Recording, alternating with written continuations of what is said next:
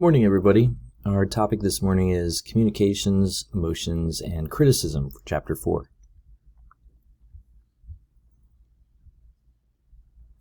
So in this chapter, we're going to learn how communication flows through organizations, the 4 steps in the communication process, the 5 steps in the message sending process, how to get feedback, the 3 steps in the message receiving process, 5 response styles, 4 situational supervisory styles, and 4 variables to consider in selecting appropriate communication styles, calming an emotional person, and effective criticism. Effects of communication, emotion, and criticism on behavior, human relations, and performance. We have to include interpersonal skills as well as intrapersonal skills. Interpersonal skills are built on the foundation of your intrapersonal skills. Behavior is what we say and do. Therefore, communication is behavior. Your communication style, your behavior, affects all aspects of your professional and personal life. We have 2 levels of communication, organizational and interpersonal. Organizational structure refers to the way management designs a firm in order to meet their mission and goals. Structure determines who works together, how communication flows, what the policies, procedures, and the rules will be. Current structural trends include organizations that are redesigning their processes, streamlining that's taking place, in other words, getting rid of layers of management, and going to team-based structures, making a team player more important than ever. Multinational companies, otherwise known as MNCs, have many companies within their structure called business units, creating M-form structures that focus on particular products, customers, or geographies.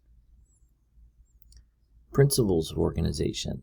In order to design a successful organization, you have to determine the following: what the division of labor is, in other words, how are jobs subdivided, and departmentalization, grouping related activities into units. Also what the chain of command is, who is reporting to who. What's the span of management? How many workers are under each management position? Where the decisions are finalized? Who is the final authority? Where does the buck stop? Centralized. Top management makes the decisions, or a decentralized organization where lower level management makes decisions. How you coordinate it all to work together in a smooth system is extremely important. Here's a formal organizational structure where you'll see the president, and then under that person would be the vice president of various functional areas, and then managers that report to them. Organizational communication is the compounded interpersonal communication across the whole organization. Vertical communication, otherwise known as formal, up and down, would be up and down the chain of command. Downward to would be upper level, tells lower level management what to do, and then upward communication would be lower level sending messages to the upper level. Horizontal communication, otherwise known as lateral, would be information flow between coworkers and peers at the same level.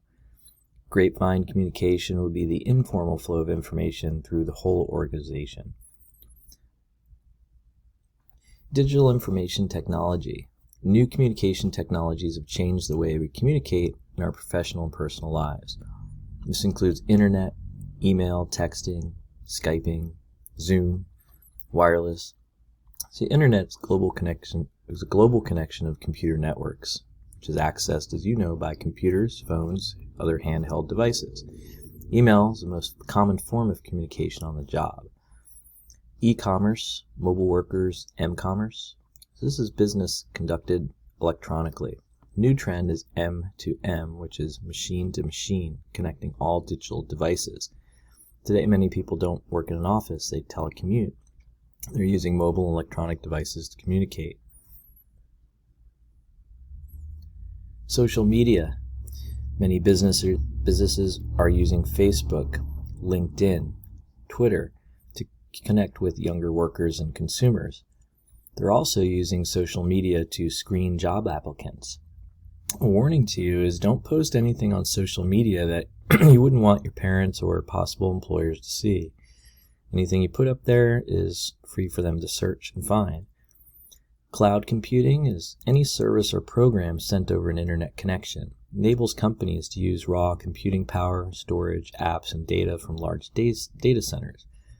Consumers only pay for services used, cutting IT costs and enabling broader-based data storage. Digital communications, confidentiality and security is a challenge for all organizations. We have identity theft, business and government security, hacking. Downside of technology includes some of these things listed here: dehumanizing and depersonalizing experiences, loss of nonverbal and social cues. Also, there's inappropriate use, where 83% of employees admit to using work computers for personal affairs. 23% of recent graduates said they would not take a job where they couldn't make or take personal calls. Flip side of that is the expectations of employers that workers will be checking messages during non-working hours. The lines of work and personal are becoming more blurred. Communication process, barriers and differences. Interpersonal aspects includes how people communicate with each other and an explanation of the communication process. Barriers to communication, differences in communication between genders, and differences in communication across cultures. The communication process consists of a sender that encodes and transmits a message through a selected channel to a receiver who then decodes it and may give feedback. It's a non-linear process. It's more like a cycle. Positions of sender and receiver are alternated constantly. There are 4 stages that include: the first would be the sender encodes a message and selects a transmission channel. Transmission is made. The receiver decodes the message and decides if feedback is necessary. And feedback is given or a new message is transmitted back to the sender.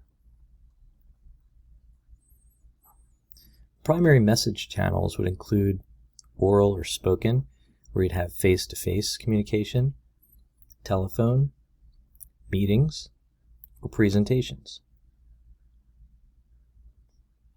Nonverbal messages would include vocal quality. So quality of voice is a strong indicator for your feelings. Important face-to-face or important nonverbal message cues would be tone, pitch, volume, pace, and pauses. Nonverbal. Settings, where you're located: public, private, business, home. Also body language, which includes facial expressions, vocal quality, gestures, posture. And then photos. Other nonverbal messages would include posture, sitting, standing postures. Are you on the edge of your chair or leaning forward? Or are you slouching or tipping back? Are you fidgeting or doodling, shrugging your shoulders? Do you have your arms crossed? Also the use of space. Are you too close or too far away? Other primary message channels include written. So memos, letters, reports, emails, text messages, faxes, yes, those still exist, bulletin boards, posters, newsletters. So there's also combining message channels. Nonverbal is always combined with oral. Nonverbal can also be present in written, especially on computer. When all caps shows up, what does that mean to you? Oral and written can also be combined. You're doing it now where you're seeing a narrated PowerPoint presentation. Repetition is often needed. It takes about 3 to 5 times for a message to be fully integrated. Barriers in communicating. Perception, so choice of words and language used. Semantics is choosing the right word. What a word means to one may not be the same to other people. There's also jargon, special terms of a certain group that are used. Information overload is a possibility as well, where there's just too much information, and then nothing can get through. And that's where people tune things out. Or using the wrong channel, per se. How you deliver the message is important as what it is. Wrong channel can result in a wrong message. So you have to decide what's most effective for the situation. Do you call, write, email, text message? Other barriers in communicating include noise. This would include internal or external distractions that interfere with the message. Trust and credibility. How well do you know the sender? Is this person who they say they are? Can you verify that? Do you trust them? Have they lied to you before? Or do you have reason to believe they're lying now? Do you believe they know what they're talking about? Do they present credible facts and evidence? What are their credentials? Are they an expert? Some other barriers in communicating include not listening. Hearing is a physical process, and we assume here that the receiver can hear. When the receiver is deaf, how does that affect the process? Listening is much more complex. It's a mental function, not physical. There's also emotional interference. So emotions are by nature not logical or rational. You can't be objective when you're emotional. Anger, fear, sorrow, hurt, shock, happy, and beyond. They can and do interfere with how someone translates an incoming message. Senders should be calm and not provoke emotions in receivers.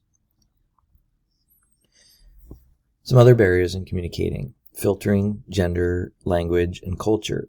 Filtering is altering or distorting information, lying to protect a more favorable image. Gender differences can lead to miscommunication. We'll discuss that more later. And speaking different languages makes it difficult as well, especially if you don't understand that language. Culture can have an effect. So coming from a different culture, even within the same country, can have an impact. And we'll discuss that more too. Emotional gender differences. Women tend to be more emotionally oriented than men. They show greater range of expression, experience emotions more intensely, express both positive and negative, except for anger, which societal norms discourage. They're more comfortable expressing feelings and are better at reading nonverbals. 3 reasons why include early socialization. Women genetically evolved to deal better with such things, and women have greater need for social approval, so are more willing to share emotions. Gender conversations. So men and women are different. Men and women talk for different reasons. Men tend to talk to emphasize status, male competitiveness, and talk about things and events, your new truck, the game, going to the gym. Non-emotional subjects tend to want to solve problems and feel in control and assert independence and fix things. When talking to women, it's much better just to listen and give reflective responses. Women tend to talk to create connections and develop relationships, people, feelings, emotions, but it's more than communication styles. Male and female brains are hardwired differently. One not better than the other, just different. There's a Broadway play that was a number of years ago, and if you ever get a chance to catch it, if it comes locally, it was called Defending the Caveman. It was all about, it was a one-person show, I should say, which they would discuss and give examples of all the differences between men and women and communication styles. Cross-cultural differences include cultural context. We all send and receive messages and evaluate behavior based on our cultural experience. There are high-context cultures and low-context cultures. High-context cultures rely heavily on nonverbal and subtle situational cues more than the actual spoken word. Who you are, your place in society, reputation, are as important, if not more so, than what is said. Spend more time building rapport and developing relationships. A quote-unquote person's word is valued more than a legal contract. Low-context cultures rely more on actual words and value more direct, get-down-to-business style, more likely to give direct orders to subordinates, and the contract is more precise and valued. Social conventions include how soon actual business is begun over social activities, how loud people talk and how close they stand to each other, how punctual people are on time. Middle Easterners tend to talk loudly and stand closer. Americans and Japanese want punctuality. Arabs or Latin Americans think it's okay to be late, maybe even a show of respect. North Americans want to get right to business.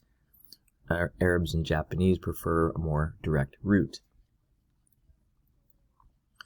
What's acceptable in one culture may not be in another. Some cultures simply lack words to express certain feelings. Some interpret emotions differently. Nonverbals are vital, especially facial expressions, which may be hard to discern when using social media. Gestures are also difficult to interpret, vastly different in meanings. In the U.S., smiling at people is expected. In Israel, smiling on a job is taken as a sign of inexperience. In Muslim cultures, smiling is taken as a sign of sexual attraction. Women are discouraged to smile. 6 basic universal emotions conveyed by facial expressions: happiness, surprise, fear, sadness, anger, and disgust. Gestures is talking with your hands, trying to avoid overusing gestures. Ask friends and coworkers for feedback on how you're behaving. Be sure to be aware of cultural differences too, in terms of hands over your mouth, head in your hands, wringing of hands, hands on your hips, hands uplifted outward, folding your arms, arms by your sides, or pointing fingers. Remember, we're not all the same. Find out the differences and the similarities before you go somewhere. Don't judge someone's actions until you understand their culture and what they mean by what they are doing. Put yourself in the other person's shoes and be proactive in finding out what is expected in the culture you're interacting with. When in doubt, ask. Follow the other person's lead. If they bow, then bow back, etc. Sending messages and having a plan. 5 skills to help you send face-to-face messages include developing a rapport, small talk, set the receiver at ease and build relationship. State the objective. It's sometimes helpful for a receiver to know what your ultimate goal is. Send the message. Give the information and be explicit. Set deadlines. Give plenty of time and don't overload. Check for understanding. Ask the receiver to paraphrase what you just said. Merely asking if they understand or have questions is simply not enough. Get a commitment and follow up. Don't just assume people are acting on your message. Check in and check up. Checking for understanding. Feedback is a process to verify messages. The biggest mistake is asking if there are any questions. People have a tendency to not ask questions. Senders then assume the message was understood. It often is not. Remember, the message is always whatever the receiver perceives it to be, regardless of what the sender may or may not have intended. How to get good feedback includes be open to it, be responsive and patient, be aware of nonverbal cues, make sure your body language encourages feedback. Ask questions. If listeners can't give correct answers, that's a big clue that they didn't get the message. There tends to be more elaboration. Use paraphrasing. Ask for the listener to tell you what they heard. Be careful not to put them on the defensive. Levels of listening include marginal, not paying attention, results in inaccurate reception. Evaluative, pays reasonably close attention, judges a message for inaccuracy, and once the receiver perceives an error or something they don't accept, they immediately stop listening and form a rebuttal. Now there are 2 conflicting messages with none being effectively communicated. This is common when a receiver feels threatened in some way. Projective, which is the best hope for true communication. Careful listening is employed. The receiver projects into the sender's position by trying to understand the message from the sender's point of view. Evaluation is postponed until the entire message is completed and understood. The listener uses emphatic listening, the ability to understand and relate to the other person's situation and feelings. Listening is the communication skill we use the most. 70 to 80% of our waking hours are spent in some sort of communication. 9% writing, 16% reading, 30% talking, 45% listening. But it is the skill we perform the poorest. Why? There's a lack of training. Not typically taught in school, and not many workshops are available with respect to listening. Thinking is faster than speaking. The rate of speech, the average, is 125 words per minute. Mental capacity to understand is 400 to 600 words per minute. When listening to the average speaker, we use about 25% of mental capacity. That leaves 75% of the mind to wander, and it tends to. Americans perceive fast talkers, 200 plus words per minute, as more credible, smarter, and are more persuaded by them. Alternatively, other research says, slow down. People will understand you better. So, this leaves you with the choice of being more credible and convincing or being more correctly understood. It depends on your agenda. We're inefficient at listening, not focusing, not paying attention, memory functions. After listening to a 10-minute oral presentation, the average listener understands or retains about 50%. After 48 hours, it drops to 25%. After a week, we retain only about 10%. We can keep only about 5 to 7 bits of information in our short-term memory. After that, we commit it to long-term memory. Many things affect what we decide to save as permanent. Listening skills diminish with advancing age. First and second graders listen about 90% of the time. By junior high, only about 44% are listening. In high school, the average drops to 28%. Senior citizens have hearing problems that interfere, so it's hard work to listen. Active listening is about hearing what people are really saying. Listening is one of the most important skills you can have. How well you listen has a major impact on your job success and on the quality of your personal relationships, not to mention your grades. By becoming a better listener, you can improve your productivity, ability to influence, persuade, and negotiate, and also improve management of conflict and avoid misunderstandings. Tips for better listening include paying attention, avoiding distractions, staying tuned in, do not assume and interrupt, watch for nonverbal cues, ask questions, take notes, convey meaning, analyze and think. Evaluate after listening, evaluate facts, check for understanding and paraphrase, and watch for nonverbal cues. Perhaps you watched the debates the other night. Do you think either person was listening to the other? There are response styles, the fourth and last step in the communication process, but first, determine your personal preferred style of responding. There is a self-assessment exercise you can take. How you respond to a message directly affects the communication process. The 5 response styles include advising, provides evaluation, personal opinion, direction, and instruction. Don't give advice unless you're directly asked for it. Giving it too readily tends to build undue dependence. Diverting switches the focus, in other words, changing the subject all the time.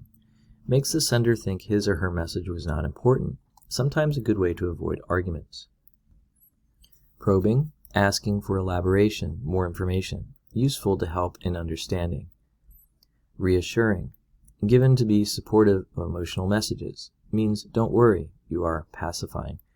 Appropriate when other person lacks confidence.